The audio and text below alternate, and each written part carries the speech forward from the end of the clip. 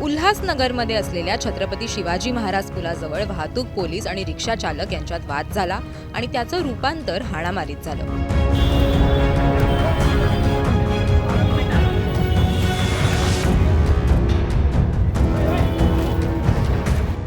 या घटनेचा video social मीडियावर मोठ्या प्रमाणात व्हायरल होतोय।